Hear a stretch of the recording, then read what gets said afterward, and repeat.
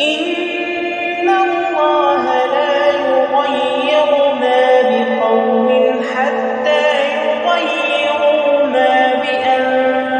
بأنفسهم وإذا